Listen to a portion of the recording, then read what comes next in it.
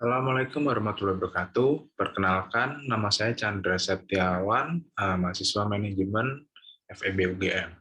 Nah, pada kesempatan kali ini saya akan menjelaskan hal-hal yang saya dapat dari mentoring saya mengenai leadership pada mata kuliah soft skill dengan narasumbernya Ibu Belinda Grandisia. Beliau menjabat sebagai Business Senior Specialist di PT Vivo Mobile Indonesia.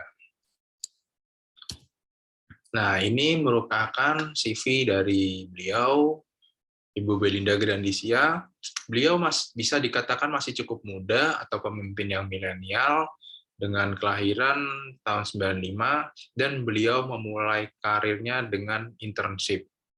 Nah, ada beberapa pemimpin itu mengatakan bahwa anak muda itu harus diperbanyak pengalaman daripada harus mencari uang sejak dini.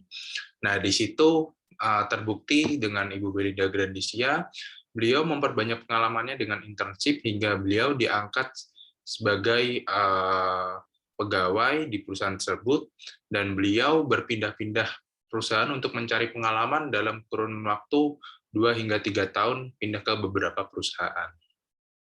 Tapi pada pemikiran antara pemimpin milenial dan pemimpin yang bisa dikatakan umur 40 atau 50 tahun, ada perbedaan. Kalau pemimpin milenial itu lebih mengajarkan seperti attitude atau sopan santun cara memperlakukan bawahannya. Nah, seperti contohnya 3 kata ini, yaitu ada tolong, maaf, dan terima kasih. Ibu Belinda Grandisia itu beliau menekankan bahwa kata tolong, maaf, dan terima kasih itu merupakan kata yang sangat sakti, karena bisa membuat orang itu menjadi baik pada kita atau memperlakukan kita dengan baik juga. Jadi, sebagai seorang pemimpin, jangan hanya bisa menyuruh-nyuruh dengan kata-kata yang mungkin kasar, atau membuat mereka takut atau tertekan, tetapi bisa dengan kata-kata yang lembut, dengan kata-kata minta tolong, jika berbuat salah bisa memohon maaf, dan jika udah terselesaikan, bisa mengucapkan terima kasih. Nah, beliau menekankan seperti itu karena tekanan-tekanan yang ada dalam perusahaan itu bisa membuat orang itu mungkin bisa dikatakan stres, yang nantinya pekerjaan itu malah tidak sesuai, tidak bisa selesai seperti ekspektasinya atau seperti targetnya.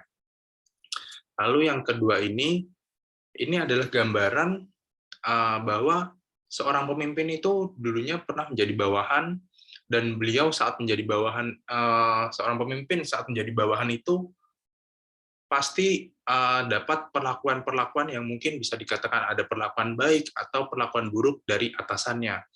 Nah, di situ seorang bawahan atau seorang pemimpin itu harus bisa memilih mana yang sifat atau perilaku yang harus bisa dicontoh atau yang tidak. Dengan perilaku-perilaku baik, itu beliau bisa memberikan sikap positif pada bawahan-bawahannya. Dengan begitu, itu akan terjalin hubungan yang baik, dan nantinya mungkin bisa dibilang tidak ada atau tidak ada tekanan dalam perusahaan tersebut, yang nantinya dalam tim itu akan menjalin kerjasama yang cukup baik. Nah, dan ini yang terakhir, yang ketiga, yaitu adalah beliau memberitahu bahwa beliau berkata bahwa saya lebih suka menganggap bawahan saya itu sebagai teman kerja daripada bawahan.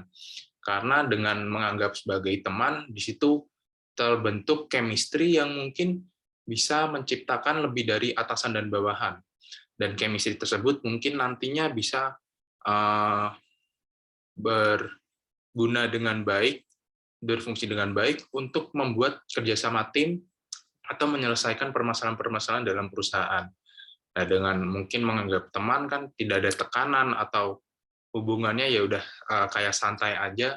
Jadi di situ mereka bertukar pikiran, bercerita atau sharing-sharing itu lebih mudah dikatakan, dan mungkin tidak ada yang harus disembunyikan seperti itu. Sekian dari saya. Wassalamualaikum warahmatullahi wabarakatuh.